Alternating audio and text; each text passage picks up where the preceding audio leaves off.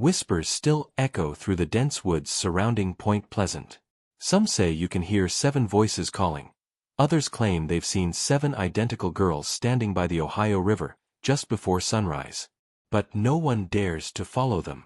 In the spring of 1891, the sleepy town of Point Pleasant, West Virginia, was shattered by a disappearance that would leave a permanent scar on its soul. The 7 Bellamy sisters, all under the age of 16, vanished from their home one night without a trace. No signs of struggle. No forced entry. Just 7 empty beds and a single candle, still burning on the windowsill.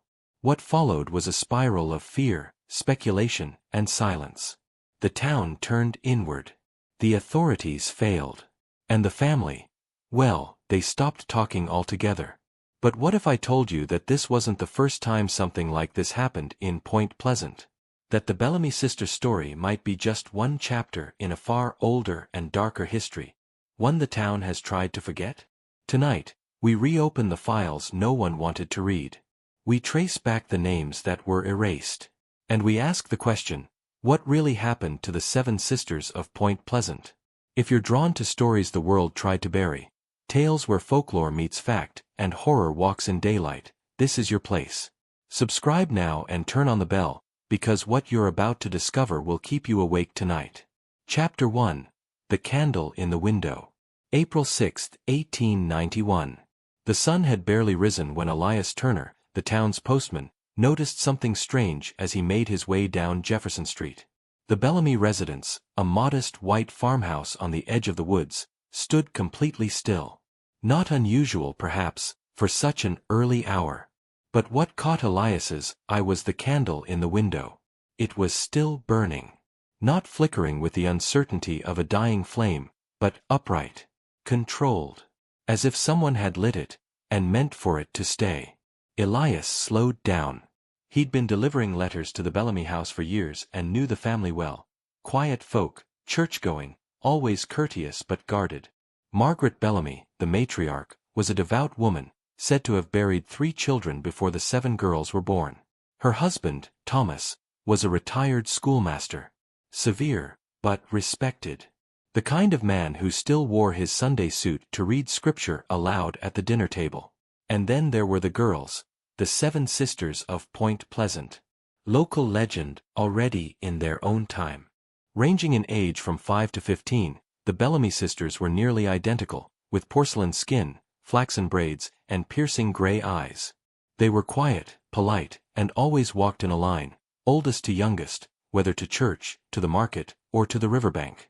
People whispered about them, even then. Some said they were cursed.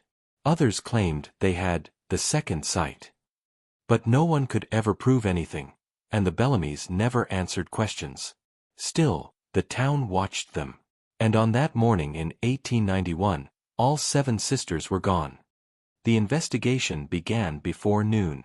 Sheriff Aldous Whitley, a practical man with no taste for hysteria, entered the Bellamy home alongside Dr. Clara Winthrop, the town's physician, and Reverend Malachi Crane, who had baptized all 7 girls. What they found was silence. Not chaos. No overturned furniture. No broken windows. No blood.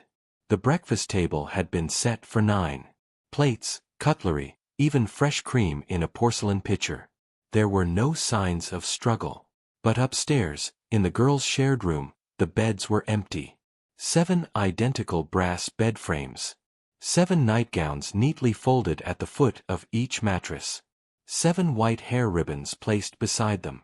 And in the windowsill, that same candle, still burning. No wax on the sill. No matches nearby.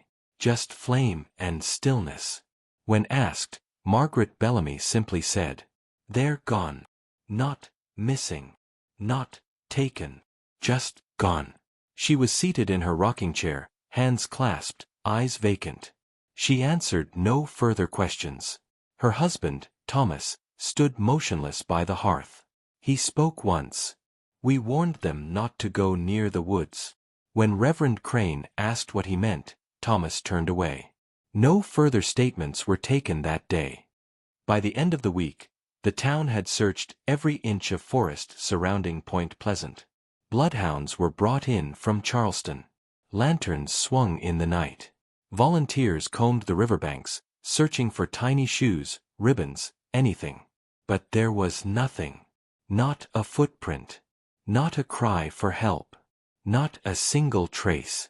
And then, exactly 1 week later, something happened that made the town fall silent for good. On the morning of April 13th, a letter arrived. No postage. No return address. Just a single piece of paper, folded twice, left on the Bellamy's doorstep. Written in delicate, slanted script, it read, "We were never yours to keep." No signature. No fingerprints. The sheriff showed it to no one. He burned it. But Clara Winthrop saw it. And she would later say, in her personal journal, decades later, that the handwriting resembled Margaret Bellamy's. Rumors flooded the town. Some said the girls had drowned themselves in the river. Others believed they had run into the woods to escape a family curse, or something worse. A few whispered about pagan rituals. There were even those who insisted the girls had never existed at all, that the Bellamys had invented them after Margaret's previous children had died. But the most disturbing theory came from an unexpected place. A child. 8-year-old Louise Macready, who lived 2 houses down from the Bellamys, told her mother she had seen the sisters walking into the woods late that night, hand in hand, following a tall woman in white. She didn't have a face, Louise said. Only hair. Long, black hair. She didn't turn around. But the girls followed her anyway. Her mother dismissed it as a nightmare. But Louise never retracted the story. And years later, when the forest was cleared for development, workers discovered 7 iron rings buried deep into a stone wall, part of what appeared to be the ruins of an old root cellar, long forgotten beneath the moss. No bodies. No bones. Just rusted chains and one final detail. A candle, burned down to the base, in the center of the stone floor. Still upright. Still standing. Locals began avoiding the woods entirely. The children no longer played near the trees. Hunters, once proud to boast of their kills, found excuses not to venture past the main trail. Even the church moved its annual picnic to the eastern fields, far from the shadowed pines that now seemed to breathe with secrets. The Bellamy house remained untouched for weeks. Margaret stopped attending church. Thomas, once a familiar presence at town meetings, was seen only at dusk, walking to the edge of the woods and standing still for minutes at a time, eyes fixed on nothing, unmoving. Some claimed they saw him whispering. Others said he cried. But no one got close enough to confirm. Then, one evening in May, 2 months after the disappearance, Margaret Bellamy vanished as well. She was last seen watering the rosemary in her garden. Her shawl was folded neatly on the porch rail. Her boots remained by the door. But she was gone. No signs of struggle, no note, no goodbye. Thomas didn't report it. It was Reverend Crane who knocked on the door 3 days later after Margaret failed to appear at Sunday service. Thomas answered with a distant look in his eyes and simply said, "She went to them." Again, no questions answered. No search was organized this time. The town had grown tired of mystery. Or afraid of it. By autumn, Thomas Bellamy was found dead in his armchair, still wearing his Sunday suit. A half-burnt candle flickered beside him. The death certificate listed natural causes. Dr. Winthrop noted the absence of any signs of trauma, but she added one unusual detail in her notes. His eyes were open, and he was smiling. The Bellamy farmhouse was boarded up that winter. No heirs came forward. No extended family claimed the land. For years it remained empty, a rotting relic on the outskirts of Point Pleasant, too painful to demolish, too cursed to reclaim. But the story didn't end there. In 1904, a traveling photographer named Samuel Price passed through town and took a series of black-and-white portraits of local landmarks. One of them featured the abandoned Bellamy house, its shuttered windows and ivy-covered siding standing like a gravestone against the backdrop of dense trees. When Price developed the photograph weeks later, he noticed something odd. In the upstairs window, barely visible, but unmistakable upon closer inspection, stood 7 pale figures. All identical. all facing the camera. Their faces were blurred, indistinct, but their posture was unmistakable. They were standing in a line, oldest to youngest. Just like always. The photograph caused a stir in Point Pleasant. The townspeople debated its authenticity, but Price swore he hadn't manipulated anything. He left the photo behind when he moved on, and it eventually found its way into the archives of the local historical society. It was quietly filed under unexplained phenomena. In the years that followed, stories continued to circulate. A teacher claimed to hear voices in the woods near the old Bellamy property, children singing a lullaby in a language she didn't recognize. A group of boys, exploring the ruins in the 1930s, reported finding 7 hair ribbons tied to tree branches in a perfect circle. When they returned the next day, the ribbons were gone, but the trees where they had hung were marked with small, charred handprints. And in 1958, a writer named Frances Kilmer rented a cabin near the site, hoping for solitude to complete her novel. She lasted 2 nights. She left in the middle of the third, refusing to explain why. But in an interview years later, she broke her silence. "I woke up at 3:07 a.m. to find my front door open," she said. "And there were girls standing at the edge of the clearing, in white nightgowns, just watching. They didn't speak. They didn't move. And then they were gone." No one had told her about the Bellamy case. She sold the cabin the following month. By the 1980s, the Bellamy story had faded from most public memory, relegated to the realm of ghost stories and local legend. The house had finally collapsed in on itself, and the woods grew thicker each year, slowly swallowing what remained. But those who lived long enough to remember the sisters, they never forgot. Reverend Crane died in 1949. His final sermon was titled, "Those Who Were Not Ours to Keep." Clara Winthrop passed away in 1951. In her will, she left a sealed letter addressed to the town's historical society. Inside was a single sentence: "The candle never went out." And so, even now, some say the woods around Point Pleasant carry echoes, a soft melody on the wind, or the sound of footsteps following too closely on an empty path. The question remains, what really happened to the 7 sisters of Point Pleasant? Were they taken? Did they choose to leave? Or were they never entirely real to begin with? Only reflections of something older, something that still watches from the trees? Whatever the answer, one thing is certain. The flame is still burning. Chapter 2. The House That Shouldn't Have Stood. Before the sisters vanished, before the candle, and even before the Bellamys were known in Point Pleasant, there was the house. The land where the Bellamy farmhouse once stood was part of a larger parcel, deeded to a man named Henry Rourke in 1824. A Scottish immigrant with a reputation for being too familiar with the forest, Rourke built the original structure, a 2-room cabin with a hand-dug well and a stone cellar cut directly into the hillside. The townspeople regarded him with a mix of curiosity and fear. He spoke to the trees, never entered the church, and was often seen muttering to himself while carving symbols into rocks and fence posts. In 1831, a fire broke out in the cabin under mysterious circumstances. The house burned to the ground. Rourke was never found. The land lay abandoned for nearly 40 years. No one wanted to live there. Farmers refused to graze livestock near it. Children were warned not to enter the woods that bordered the property. It was referred to, in hushed tones, as the Hollow Acre.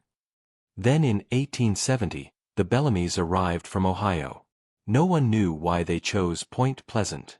They arrived with little money, no extended family, and 3 young children who would all die within 5 years.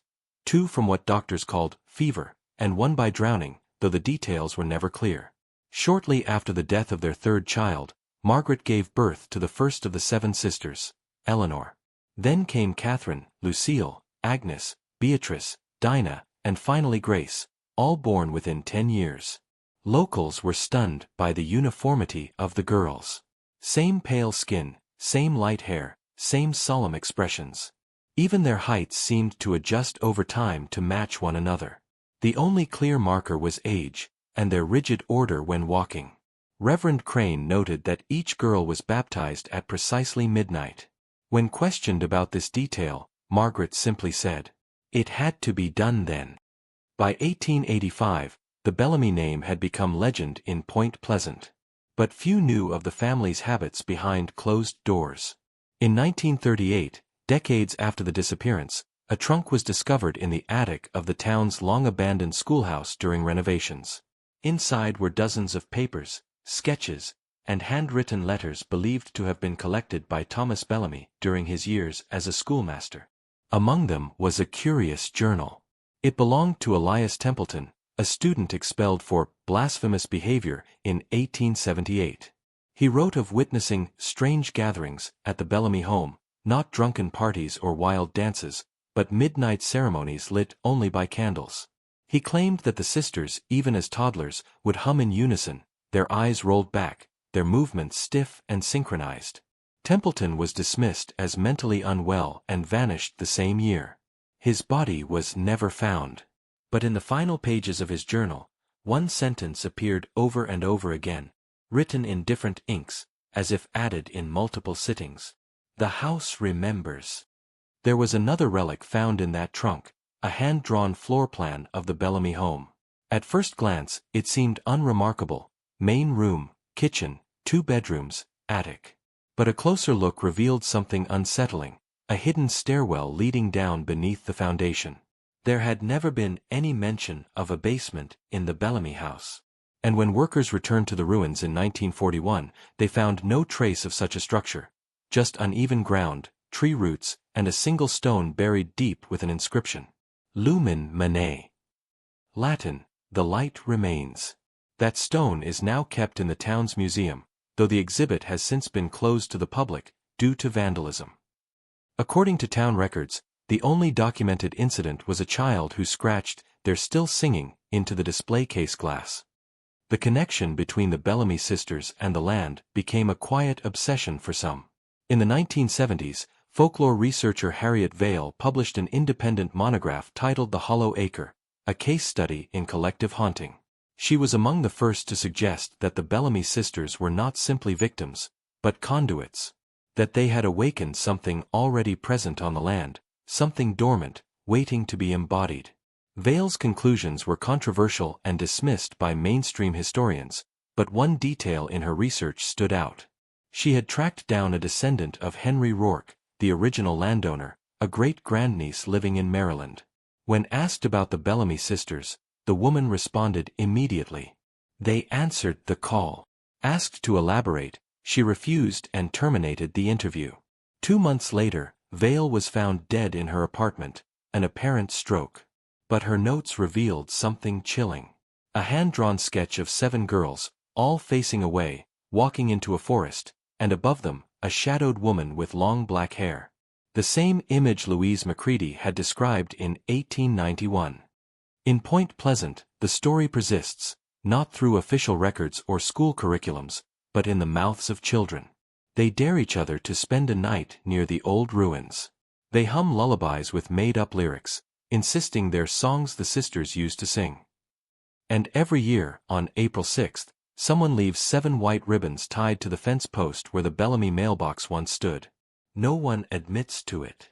No one claims the act. But it happens every year, even now. And according to locals, if you're quiet enough, if the wind is just right, you might still hear humming in the trees. Not everyone in Point Pleasant wanted to forget. One name appears again and again in marginal records, clippings, and handwritten letters between townspeople. Emmett Vale, Harriet Vale's father. A school janitor and amateur archivist, Emmett had been obsessed with the Bellamy mystery since childhood. Born in 1902, he grew up hearing fragments of the story whispered in the dark.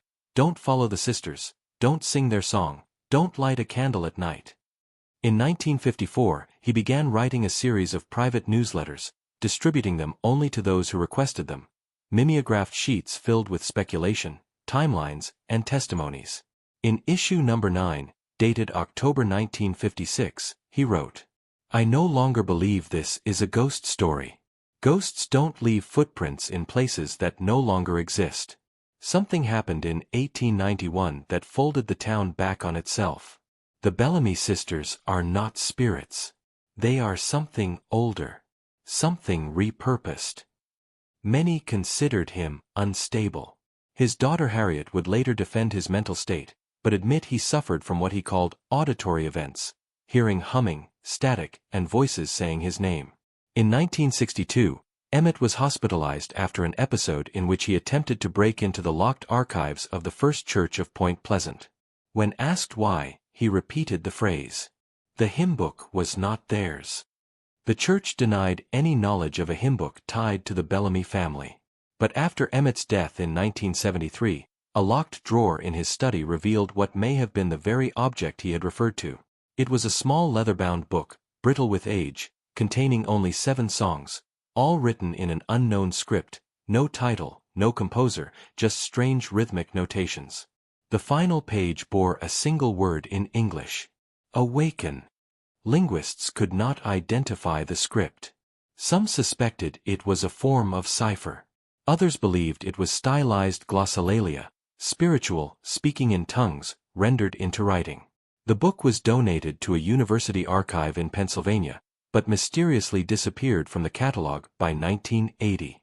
Back in Point Pleasant, the ruins of the Bellamy house finally gave way to time. By 1991, on the centennial of the disappearance, only a handful of people in town remembered the sisters' names. But that year, something strange happened. A contractor clearing land for a new home just north of the site unearthed a stone ring, not natural, not decorative. 7 large stones arranged in a perfect circle, partially buried under moss and root. Each stone bore a single carved symbol, not letters, not runes. More like marks of identity, as if representing individuals. The construction halted. The site was declared culturally sensitive, though no Native American tribe claimed any connection. Within months, the project was abandoned. That year, the ribbons returned. 7 of them. White. Tied again to the fence. And that April, 3 children in Point Pleasant independently reported dreams in which they stood in a candlelit room, holding hands with 6 other girls. When asked who the others were, one child responded, "My sisters. But not the ones I have here." Something lingers in Point Pleasant. It is not only the history, not only the mystery. It is a weight in the land itself, a sense that the town is still waiting for an answer that never came. Or that it already came, and no one recognized it. The Bellamy sisters disappeared in 1891. But their story is not locked in that year. It bleeds. It echoes. It finds new vessels, new voices. And always, always, it begins the same way. With a candle in the window. Chapter 3. The Reverend's Silence. If there was one man who could have unraveled the truth about the Bellamy sisters, it was Reverend Malachi Crane. Installed as pastor of First Church of Point Pleasant in 1876, Crane was a rigid man with fire in his sermons and shadows in his eyes. He kept detailed records, insisted on baptisms before the 7th day of life, and was known to interrupt services when children laughed too loud or women whispered during prayer. He had personally baptized all 7 Bellamy girls, each at midnight, as Margaret Bellamy insisted. Though he never spoke of it publicly, his personal journals, discovered posthumously in 1950, reveal something far more unsettling. April 2, 1889. I did not bless her. I recited the rites, yes, but I did not bless her. There was something in the room. I felt it watching me through her eyes. The 6th daughter is different. The 6th daughter, Dinah Bellamy. In nearly every local photograph where the sisters appear, there is something off about Dinah. Sometimes her eyes are closed. Sometimes she is turned slightly out of alignment with the others. In one image, long denied by the Bellamys but later authenticated, Dinah appears to have no face at all. Just a blur. Her body is there. Her dress, her shoes. But her face is smudged out, as if the lens had refused to capture her. Reverend Crane, despite his obsession with order and doctrine, refused to speak of the Bellamy family after 1891. Even as townspeople begged for answers, even when Margaret disappeared, even as whispers swirled about pagan rites or woodland spirits, he remained silent.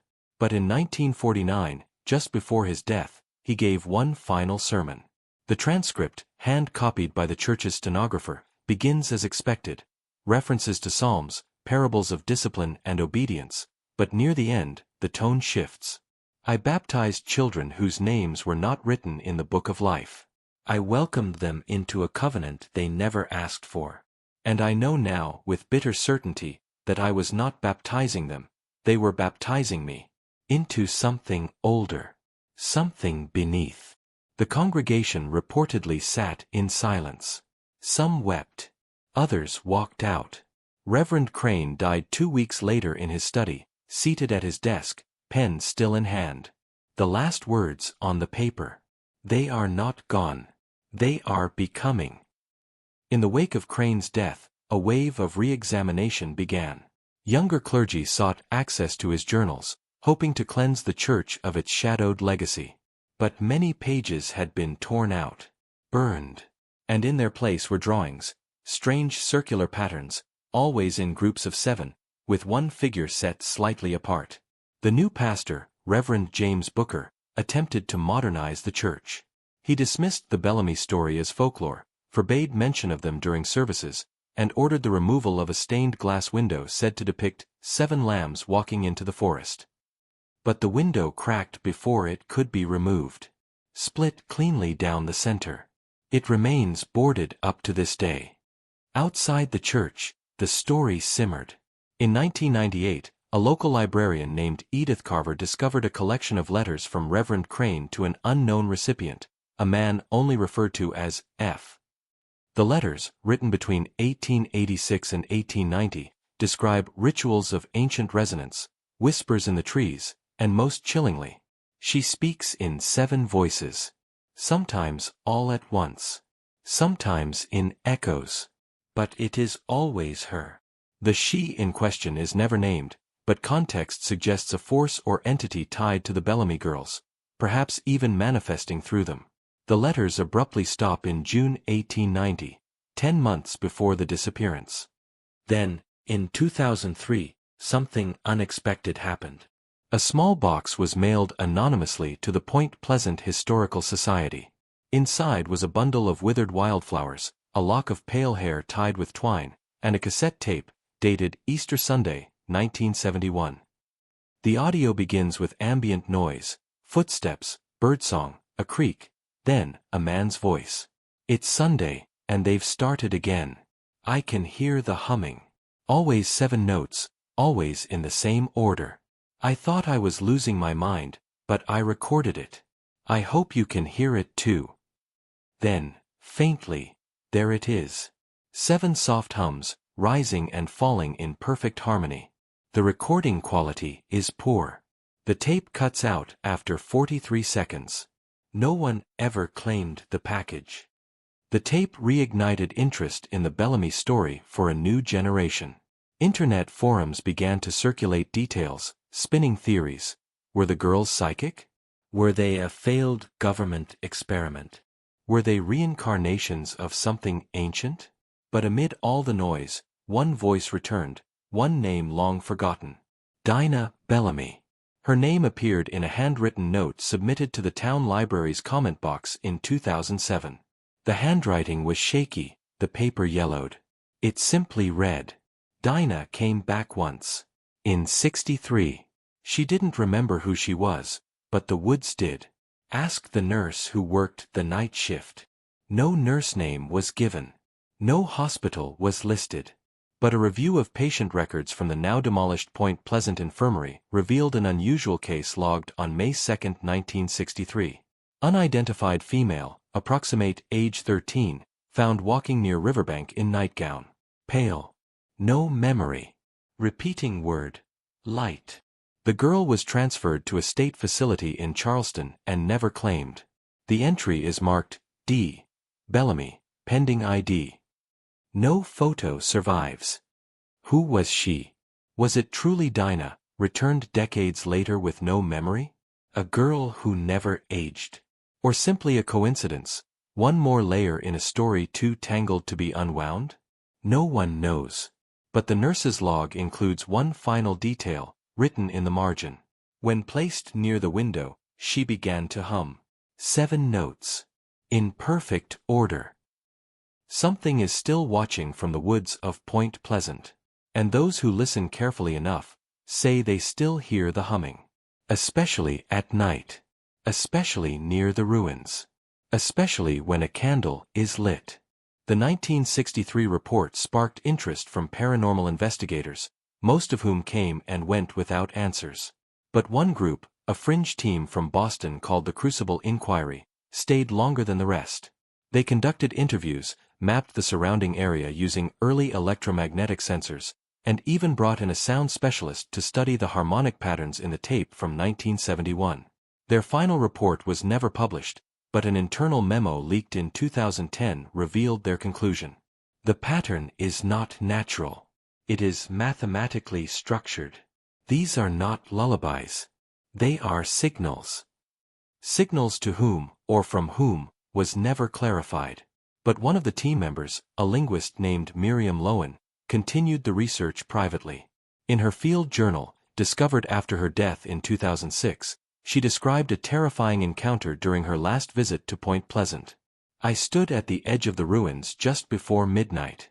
I didn't light a candle, I swear I didn't. But suddenly there was light, dim and steady, coming from the foundation.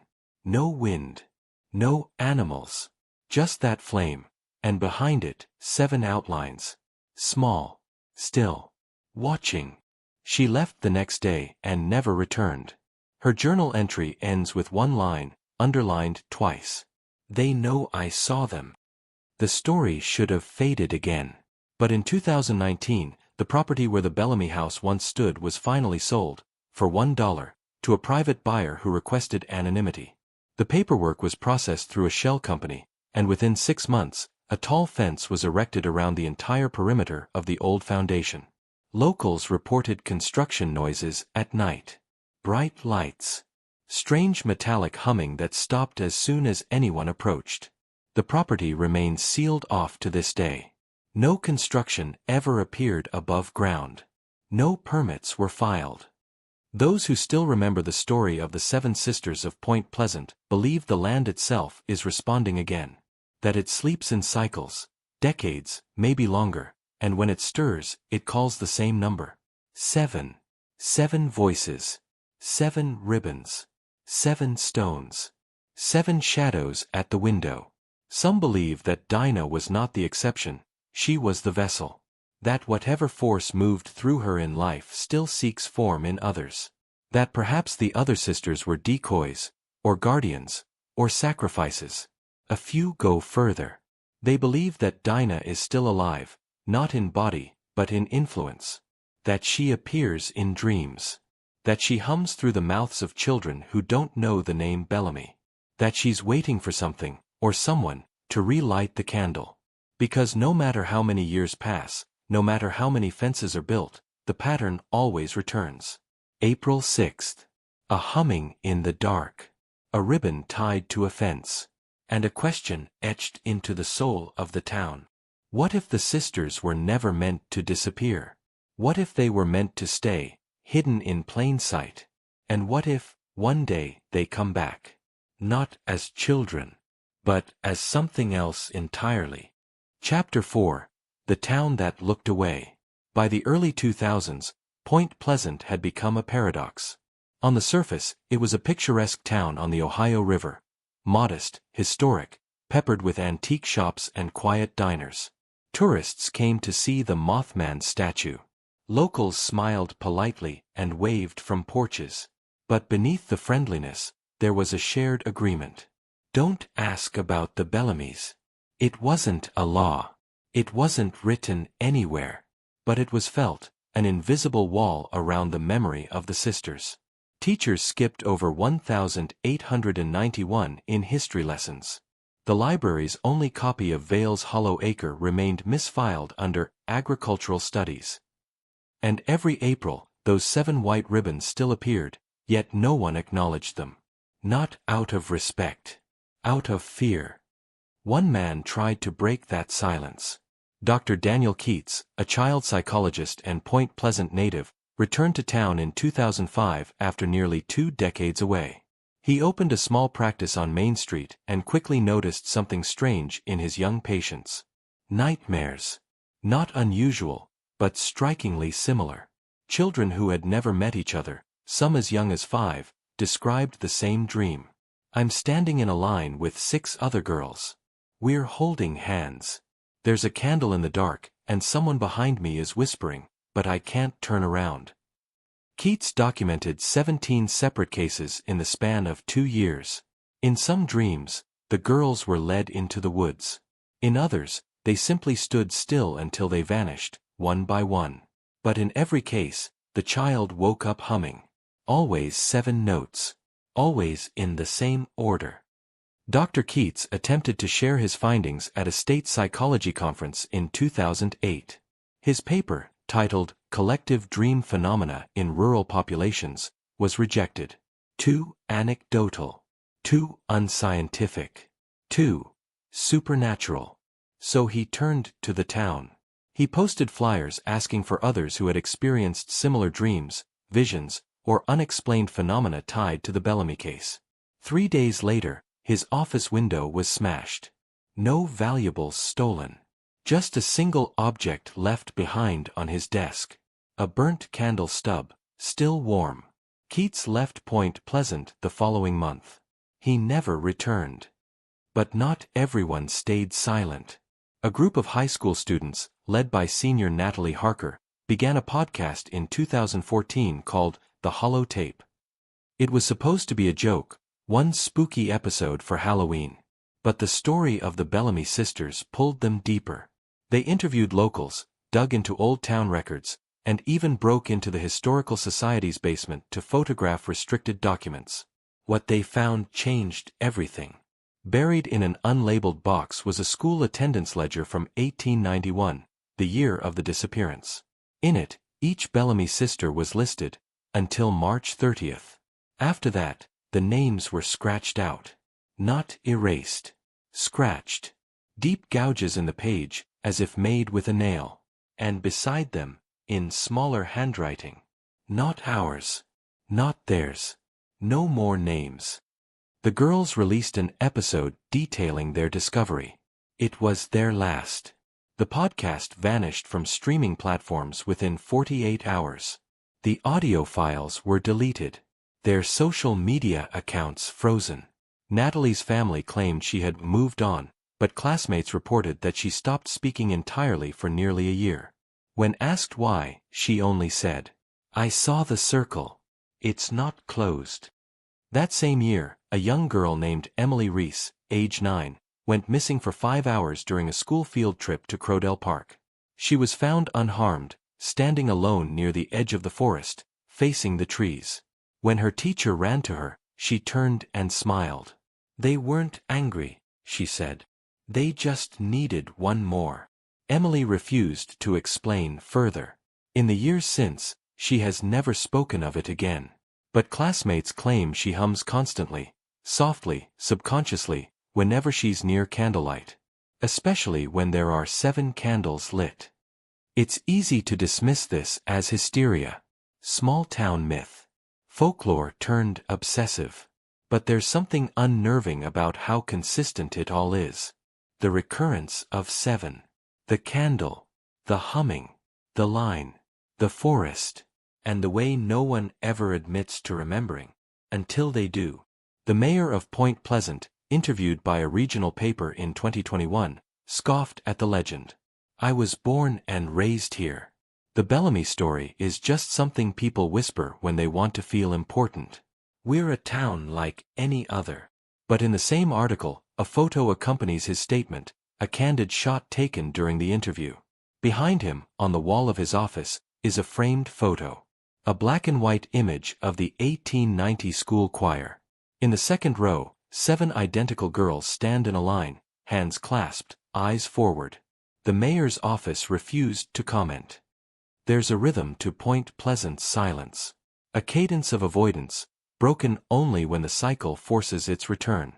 Every few decades, someone remembers. Someone dreams. Someone digs. And when they do, the humming begins again. Some believe that when the original Bellamy sisters disappeared, they left something unfinished. A ritual incomplete. A circle open. And that every attempt to uncover the truth brings the town one step closer to completing it. Or worse, waking it. Because maybe the sisters didn't vanish at all. Maybe they were the beginning. And maybe the town wasn't a witness. Maybe it was part of it all along. The theory that the town itself was complicit, even unconsciously, began to take form among independent researchers in the early 2020s. A new wave of digital archivists started compiling oral testimonies, forgotten church pamphlets, and even fire department logs, searching for inconsistencies. They found one. Between 1887 and 1891, there were no fires reported in Point Pleasant. Not in homes, not in chimneys, not even in fields, an anomaly for a rural town using wood-burning stoves. Then, from April to July of 1891, immediately after the sisters vanished, 11 fires broke out in different locations.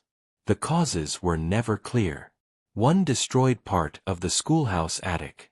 Another burned down a barn that had stood for 60 years. A third consumed the old records office entirely. Nearly all the buildings connected to written documentation. Blueprints. Baptism records. Land deeds.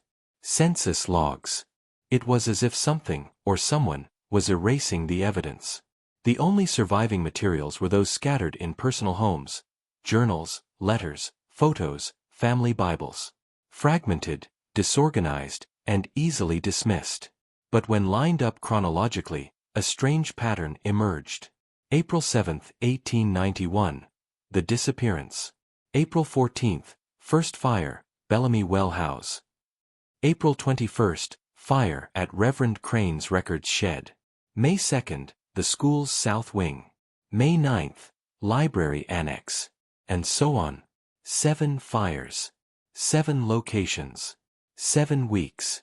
The final fire occurred on May 26, consuming a small storage cabin behind the town's bakery, a place few remembered, until an 87-year-old resident claimed it had once been the meeting place for the Bellamy girls' singing circle. According to her grandmother, the sisters would gather there at dusk, always in silence, until a single note was struck, and then they would begin, in harmony, with no words, no direction, no sheet music. Just humming. 7 notes. Always in the same order. The bakery burned to its foundation.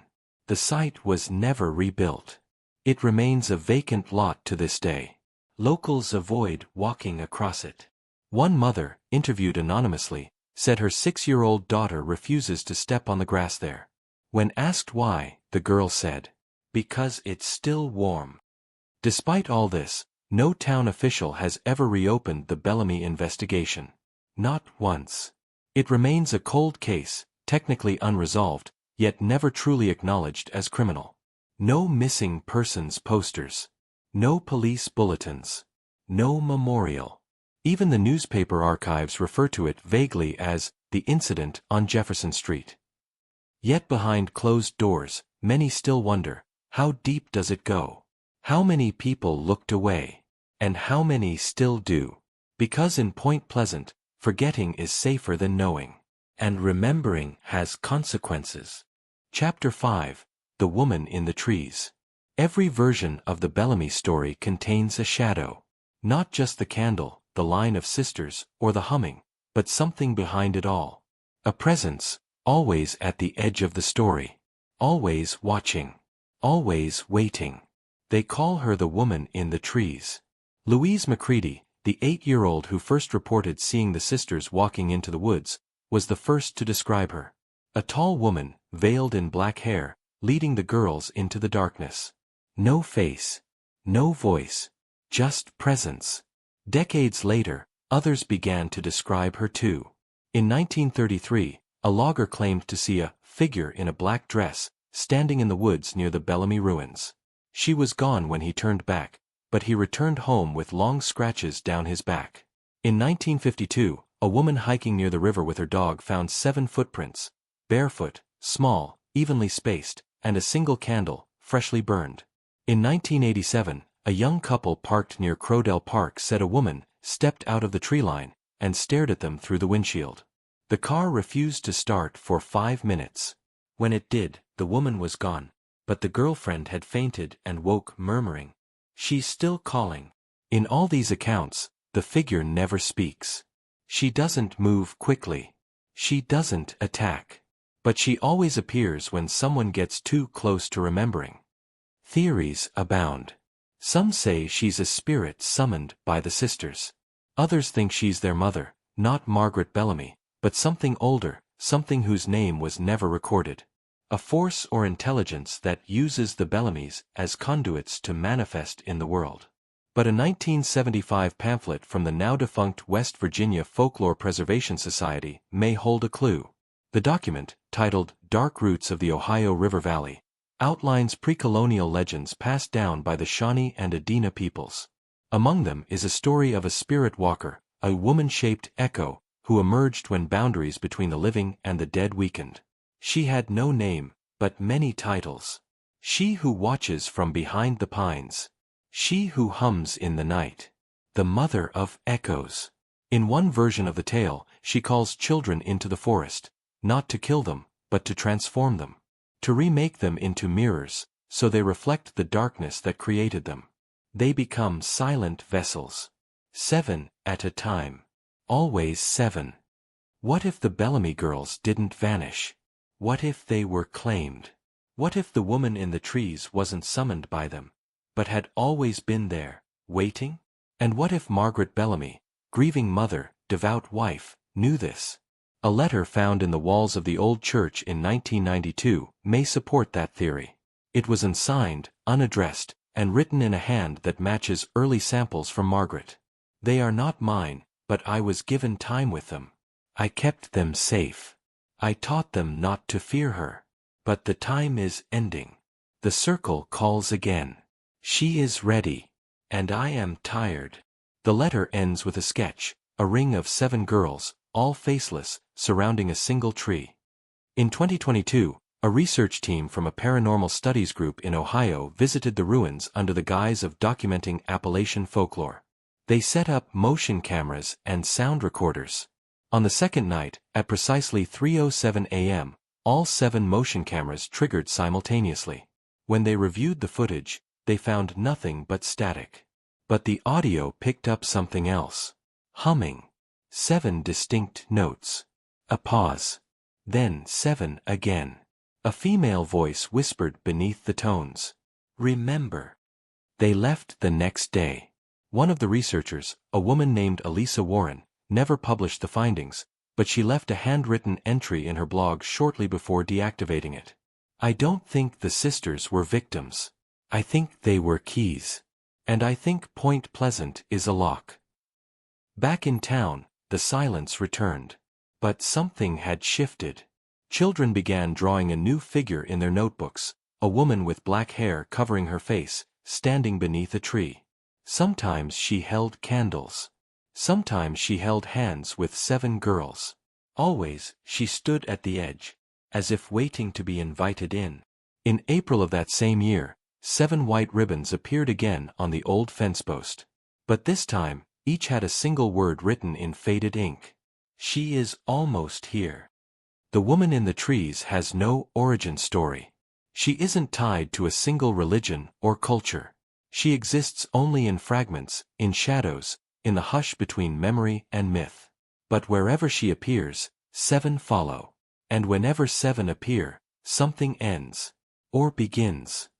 Which brings us to the final question no one in Point Pleasant dares to ask. What if the sisters never intended to return? What if they were meant to open the way, and the woman in the trees is the one who walks through?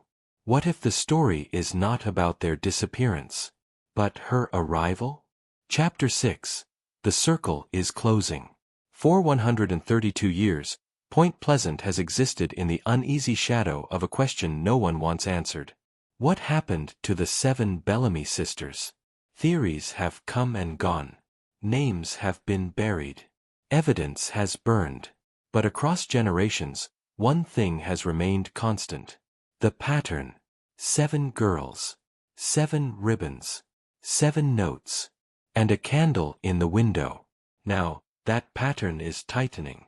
In October 2023, a rare convergence occurred over Point Pleasant, a blood moon eclipse that bathed the Ohio River in red light for 13 minutes. During the eclipse, power outages struck the northern sector of town. The official explanation was a failed transformer. But in the hours that followed, 14 residents called 911 reporting strange singing outside their homes. The emergency logs record phrases like, "7 voices, all humming.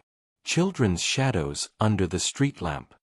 They were standing in a line. In white. No one was found. No arrests made." The incident was chalked up to mass suggestion. Local news didn't cover it. But that same night, one of the town's oldest residents, Martha Lang, age 92, died in her sleep. Written on her nightstand, in a shaky hand, was a single sentence. "I kept the secret." What secret? And who else is still keeping it? Town records show that the Bellamy family had no living descendants. But genealogical tracing by online researchers revealed something unsettling. 6 of the sisters' names reappear in local birth records, not as mothers, but as middle names given to daughters born in 1964, 1971, 1983, 1991, 2005, and 2012. Each girl was born on April 6. The same day the original sisters vanished. None of the families reported any connection to the Bellamys. All claimed it was a coincidence. Except one.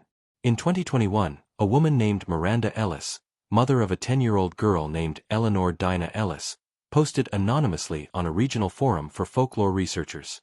Her daughter, she claimed, had begun walking in her sleep, always toward the woods, and always humming 7 notes. When asked why she did it, Eleanor reportedly answered, "Because they're waiting for me." She said it without fear, without urgency, as if it were simply true. Theories now divide into 2 camps. One believes the Bellamy sisters never truly vanished, that they were absorbed into something larger, eternal, and cyclical, that their physical forms disappeared, but their presence remained, waiting for vessels to be reborn into. The second believes the girls succeeded in opening a gate, a spiritual rupture through which something else slipped through. A watcher, a guide, a mother, the woman in the trees. Whichever is true, the evidence suggests that something is coming to completion. The ribbons still appear. The humming continues. Children keep drawing the same woman.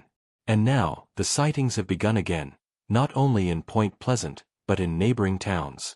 7 figures. A flickering light. And that same haunting melody in the dark. And then there's the most recent event, the one few know about. April 6, 2024. An 18-year-old girl named Beatrice Lang, granddaughter of the late Martha Lang, disappeared during a candlelight vigil held at the ruins of the Bellamy home. The vigil had been organized by local teens to honor the legend. Beatrice had been joking, according to friends. Laughing. Holding a flashlight.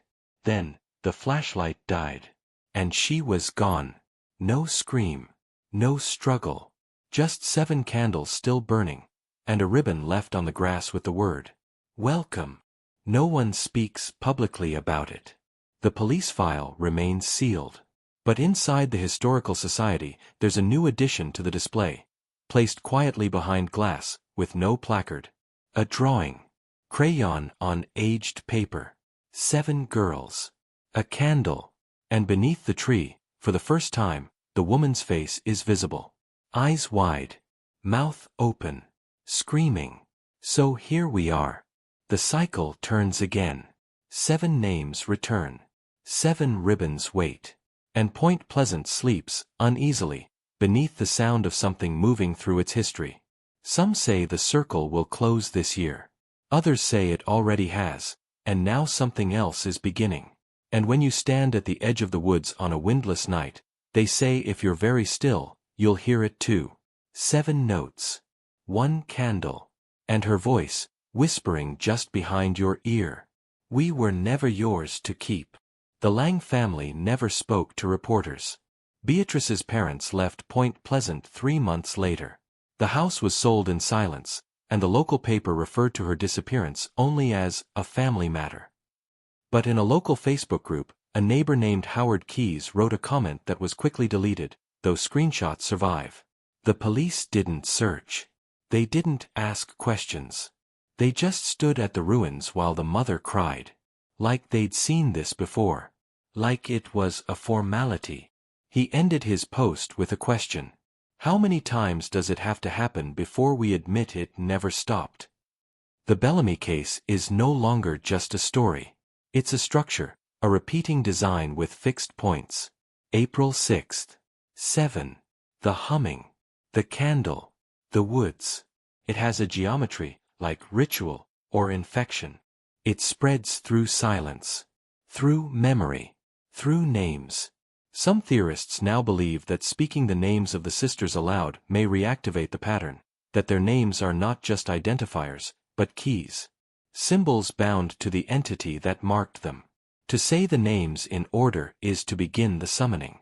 Eleanor, Catherine, Lucille, Agnes, Beatrice, Dinah, Grace. Each name echoes. Each one waits. And somewhere in the dark, she listens. The question is no longer, what happened to the sisters?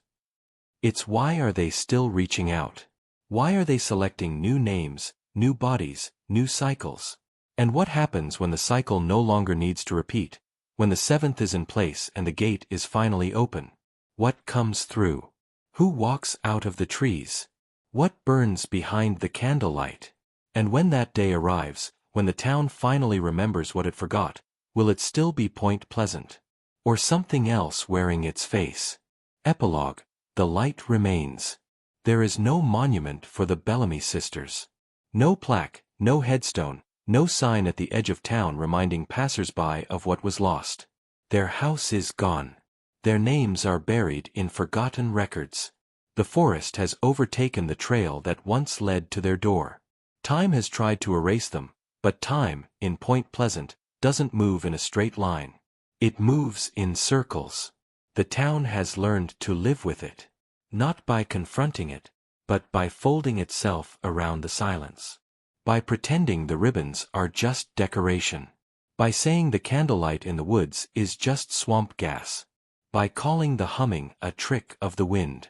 But those who have lived here long enough, and listened carefully enough, know the truth. The pattern returns. Always. It begins slowly. A child wakes from sleep, saying she saw 7 girls standing in her yard. A teacher hears a melody no one remembers teaching. A mother finds her daughter standing barefoot in the hallway, staring at an unlit window. Someone draws a circle without knowing why. Then the ribbons return. 7, always 7. No one claims them. No one sees them tied. But they appear, pristine and fluttering, every April 6th, the date the Bellamy girls were last seen. And each year, they seem less like a memorial, and more like a signal. The people of Point Pleasant don't speak of it. They know better. They know what happens when the wrong question is asked. When someone pokes too hard at the pattern. When the humming isn't ignored. Because the Bellamy sisters were never just 7 children. They were never just daughters, or victims, or missing persons. They were chosen. Or perhaps they were created.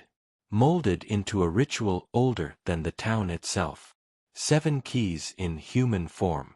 And someone, or something, turned them. Not for revenge. Not for chaos. But for return. The forest remembers. The land remembers. And in its own way, the town does too, even if it refuses to say so out loud. That's why the 7th candle is never touched. Why old people keep their windows shuttered on windy nights. Why children know not to whistle in a group. Why no one says Dinah's name after dark. They understand, deep down, that this isn't a story you solve. It's a story you survive. And still, it calls. Through dreams. Through songs. Through flickers of light at the edge of the trees. You think you're just listening. But the story listens back. It notices who hears it. It recognizes who remembers. And it always leaves room for one more. If you're still here, you've felt it too.